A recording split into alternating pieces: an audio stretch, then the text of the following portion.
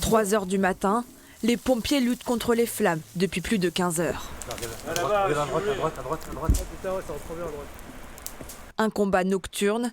Dans cette forêt de pins et de fougères, le feu s'étend rapidement. Donc le feu il est en train de couver sous nos pieds, tout simplement. Et là, regardez derrière vous, actuellement, là on n'avait rien du tout. Et regardez, le feu il est en train de repartir tout seul. Donc voilà, on joue vraiment, c'est le chat et la souris, vous voyez, il a fallu 10 secondes pour que le feu reprenne de l'intensité.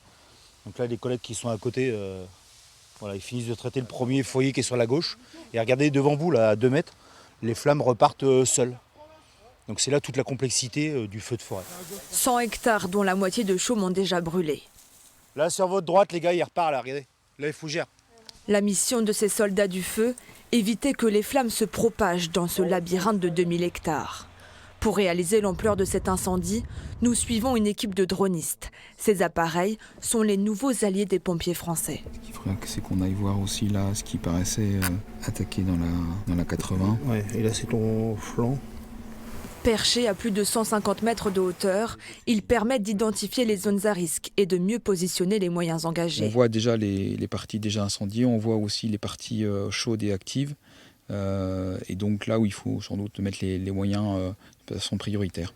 Les images sont ensuite transmises ici, au poste de commandement. Ça, si tu veux, c'est ton flanc gauche, il faut vraiment que tu remontes jusqu'à la tête et tu priorises ton flanc gauche jusqu'à la tête. Plus de 115 pompiers travaillent sans relâche sur cette intervention.